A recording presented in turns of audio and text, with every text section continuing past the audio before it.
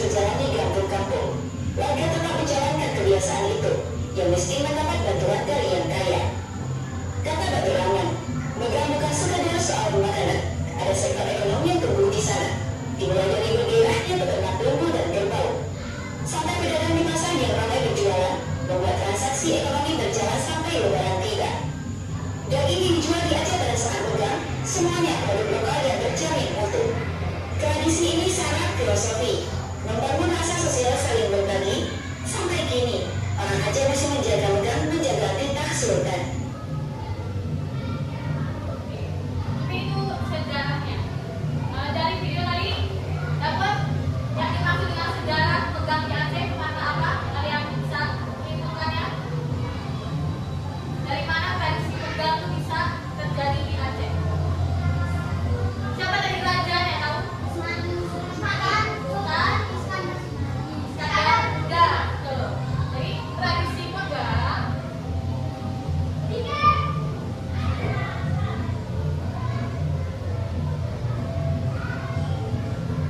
tradisi megang di Aceh itu berasal dari kebijakan seorang raja di Aceh yaitu Sultan Iskandar Muda.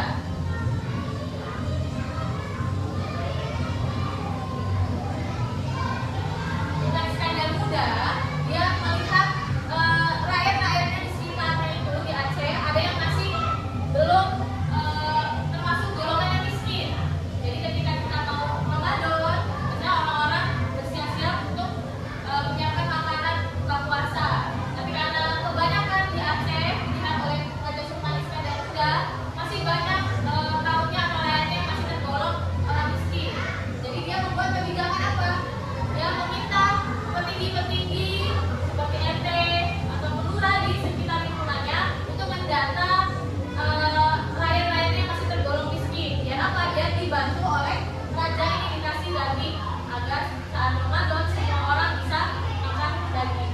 Nah, sampai sekarang kenapa tradisi ini tetap berjalan? Karena itu apa namanya dilakukan oleh masyarakat Aceh agar semua masyarakatnya ketika Ramadan itu mengalami kemakmuran. Jadi nggak ada lagi yang merasa miskin, nggak punya makanan saat Ramadan. Jadi semuanya bisa menikmati daging, semuanya bisa makan enak dari Ramadan bahkan ada yang sampai Lebaran. Udah paham? Jadi tradisi megang itu berasal dari kebijakan seorang raja yang bernama siapa?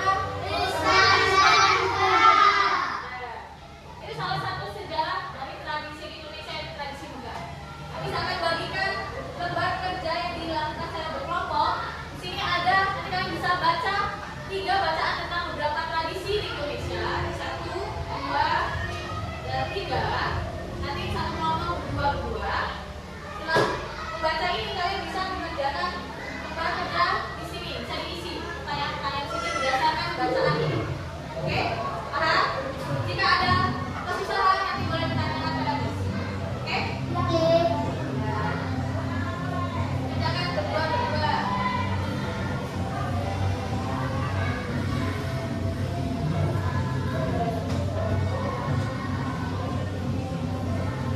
Baca bersama, baca bareng-bareng.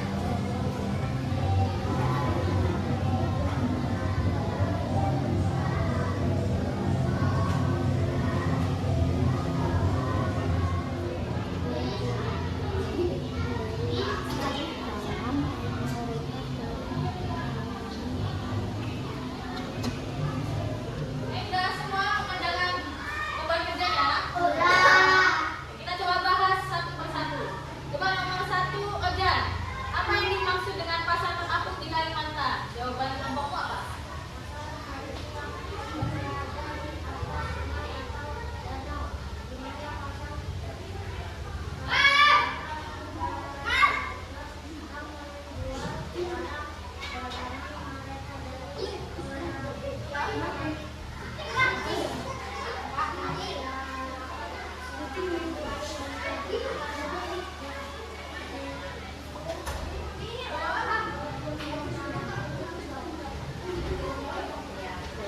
Yang jawaban nomor 1, apa yang dimaksud dengan pasar terapung di Kalimantan? Menurut kelompok Ojan, pasar terapung adalah pasar tradisional yang berada di atas sungai atau danau, di mana para pedagang menjual barang dagangan